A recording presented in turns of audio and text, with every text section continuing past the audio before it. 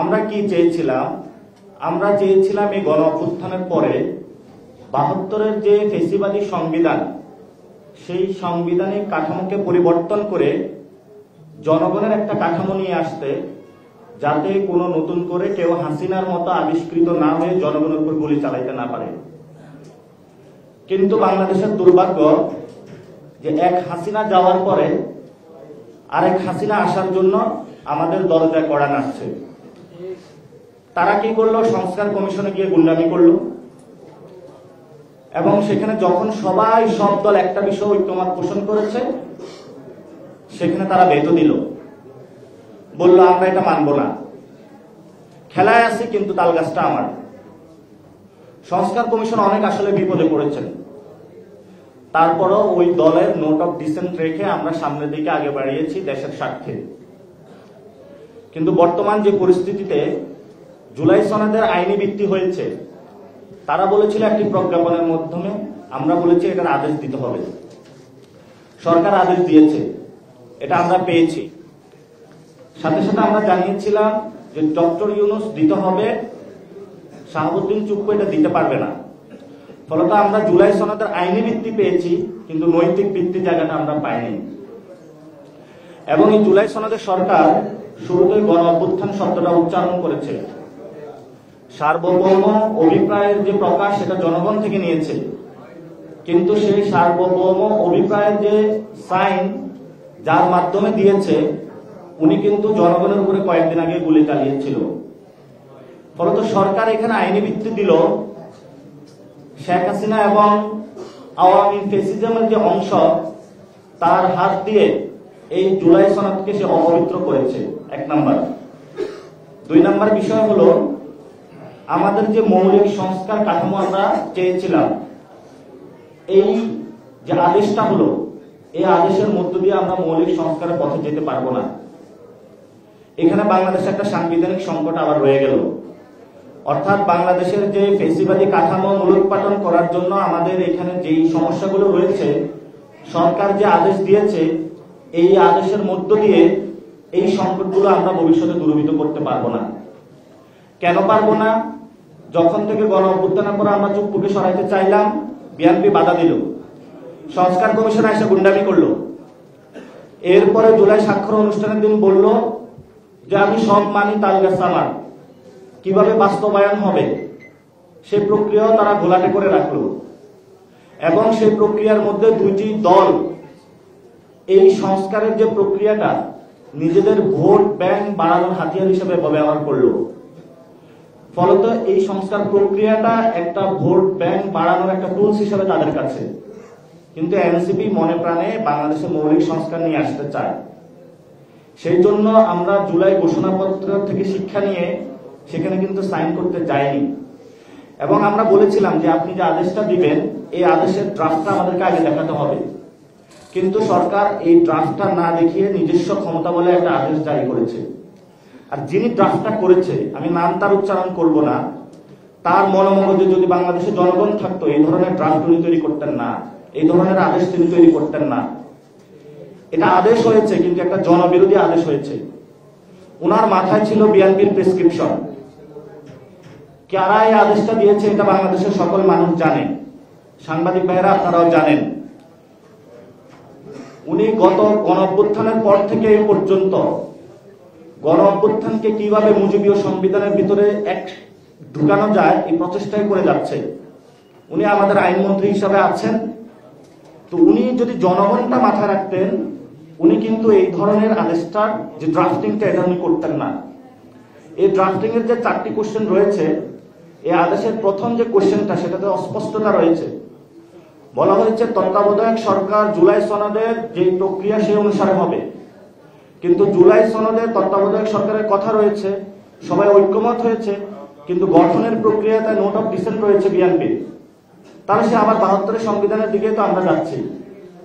এখন বাংলাদেশের মানুষের বড় সংকটের জায়গা হলো, এই যে ৭২-এর যে সংবিধান, যেটা একটা ফেসিবাদী সংবিধান, আমরা সেটাকে পরিবর্তন করতে চেয়েছিলাম। এই ৭২-এর সংবিধানকে রক্ষা করার জন্য নব্য পাহারাদার হিসেবে বিএনপি হলো মাঠে আবির্ভূত হয়েছে, যেটা আমাদের জন্য দুঃখজনক।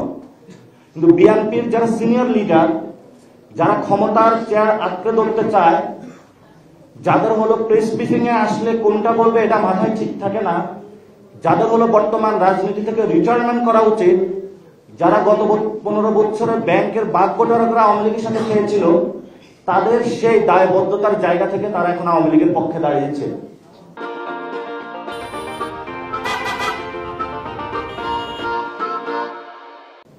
এই জন্য বিএনপির সকল যারা মাঠ কর্মী নেতা কর্মী রয়েছে, যারা বাংলাদেশে সত্যিকার একটি পরিবর্তন করতে চায়, তাদেরকে পাশ কাটিয়ে তারা স্বৈরাচারের দিকে আবির্ভূত হচ্ছে। আমি বিএনপির নেতা কর্মীদের আহ্বান রাখবো, যেই সংস্কারের আদেশটা জারি হলো, আপনারা ইলেকশনের দিন এসে ভোট দিয়ে আপনাদের যারা এই 72-এর পাহারাদার যারা লিডারশিপ রয়েছে, আপনারা তাদেরকে লাল কার্ড দেখাতে হবে। যদি লাল কার্ড দেখাতে না পারেন, তাহলে যেই সালাউদ্দিন কমিশনটা হয়েছিল, এই সালাউদ্দিন কমিশন 90 পাহারাদার হিসাবে এই 72-এর সংবিধান আগামী সংসদে আবার আমাদেরকে চাপিয়ে দেওয়ার চেষ্টা করবে। তারা এখন নতুন করে কথা উঠেছে যে গণভোটের মাধ্যমে তো সংশোধন করা যায় না। এটা তো সত্য, গণভোট তো একটা রেফারেন্ডাম জিনিস, এটা বাংলাদেশের যে কোনো লয়ার ফার্স্ট ইয়ারের স্টুডেন্ট জানে, এটা তো আর আপনাকে এখানে এসে বলতে হবে না। কিন্তু গণভোটের মাধ্যমে একটা জনগণ তার মতামত জানায়। এখন কনস্টিটিউশনটা পিপলস উইল, আপনি যখন রেফারেন্ডামের মাধ্যমে মতামত জানালেন আমি পরিবর্তন চাই, পার্লামেন্টে 300 গডফাদার দিয়ে এটা আপনি আপনার পরিবর্তন করে দিতে চাচ্ছেন। আমরা তাদেরকে আহ্বান জানাবো, গণভোটকে আপনি সম্মান করুন, জনগণের যে রায় সেটাকে আপনার সম্মান করতে হবে। জনগণ কিভাবে এই সামাজিক চুক্তি করবে, জনগণ কিভাবে সোসাইটিতে বসবাস করবে, তাদের গাঠনিক ক্ষমতার কিন্তু প্রাথমিক প্রয়োগটা হলো কিন্তু গণভোট। গণভোটের মধ্যে দিয়ে সে কনসেন্টটা দিতেছে, কিন্তু এই কনসেন্টটা পার্লামেন্টে 300 গডফাদারের মধ্যে দিয়ে আপনারা নষ্ট করবেন না। সেই জন্য আপাদমস্তক যে আদেশটা দেওয়া হয়েছে, মোটা দাগে আমরা বলতে পারি সরকার হলো সব রাজনৈতিক দলকে খুশি করেছে, কিন্তু জনগণকে হলো তারা পাশ কাটিয়ে গিয়েছে। মৌলিক সংস্কারের পথে এই আদেশের মধ্য দিয়ে আমরা মৌলিক সংস্কারের পথে যেতে পারবো না। গভর্নমেন্টের অ্যাকাউন্টেবিলিটি, ট্রান্সপারেন্সি, গুড গভর্নেন্স আমরা যেতে পারবো না। এই আদেশের মধ্য দিয়ে আমরা আবার সেই 72-এর স্বৈরাচারী সংবিধানের পথে হাঁটতেছি এবং সেই শাসন কাঠামোর দিকে আমরা হাঁটতেছি। এই জন্য আমাদের জায়গা থেকে যেটা আমরা বলবো, সরকারের যে 4টি ভোটের মধ্যে যে প্যাকেজটা দিয়েছে, এই প্যাকেজের মধ্যে অস্পষ্টতা রয়েছে। এই প্যাকেজের অস্পষ্টতার জায়গায় সরকারকে আরো স্পষ্ট করতে হবে। যখন স্পষ্টতা আসবে এবং যখন আমরা দেখব একটি সংকট থেকে বের হয়ে, ফেসিবাদী কাঠামো থেকে বের হয়ে আমরা নতুন একটা ব্যবস্থার দিকে যাচ্ছি, তখন আমরা সাইন করে দেব। এখন যেই সংকটটা আছে, এখন 72-এর সংবিধানের পাহারাদার হিসাবে আমি তো 72-এর সংবিধানের পাহারাদার হইতে পারি না এই আদেশের মধ্য দিয়ে। এই জন্য এই আদেশের সরকারকে স্পষ্ট করতে হবে। ওনারা কয়ের মধ্যে যেটা বলেছে, ঘয়ের মধ্যে যেটা বলেছে, এটা কিন্তু উল্টো একটা প্রক্রিয়া। ফলত তারা যখন স্পষ্ট করবে এবং সামনে যে নির্বাচন রয়েছে, সরকার বলেছে একই দিনে গণভোট হবে এবং জাতীয় নির্বাচন হবে। সরকার দেখেন বিচার প্রক্রিয়া একটা বুকলেট পাকালো। যখন শেখ হাসিনার বিচার হচ্ছে, ঢাকাতে তারা আইন শৃঙ্খলা কন্ট্রোল করতে পারলো না, সরকার এখানে ব্যর্থ হলো। যখন সংস্কার প্রক্রিয়া আসলো, রাজনৈতিক দলগুলোর কাছে সরকার নথি স্বীকার করলো এবং তারা জনগণকে পাশ কাটিয়ে রাজনৈতিক দলগুলোর কাছে, জামায়াত এবং বিএনপির কাছে তারা আত্মসমর্পণ করলো। যেই জনগণ এই সরকারকে বসিয়েছে, সেই সরকার চেয়ারে বসার পরে জনগণকে বলে আমি তোমাকে চিনি না, আমি শুধু বিএনপি এবং জামায়াতকে চিনি। এটা তো জনগণের সাথে একটা হাস্যরসিকতা করলো এই সরকার।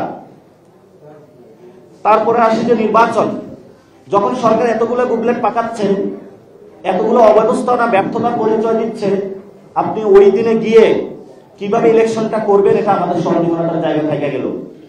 এবং আমরা মনে করি বাংলাদেশে দ্রুতগতিতে ইলেকশন হওয়া প্রয়োজন, কিন্তু সরকার যেই পথে এগুচ্ছে, সংকট আরো ঘনীভূত করছে এবং গণভোট নির্বাচন কিভাবে সরকার পালন করবে, বাংলাদেশে আয়োজন করবে, এটা এখন আমরা রোডম্যাপ পাইনি। ফলত সরকার নির্বাচন নিয়ে ব্যস্ত, নির্বাচন আয়োজন করবে, সংস্কার নিয়ে সরকার কোনো দায় নিল না। সরকার সরাসরি জনগণকে বিদ্যাঙ্গুলি দেখিয়েছে।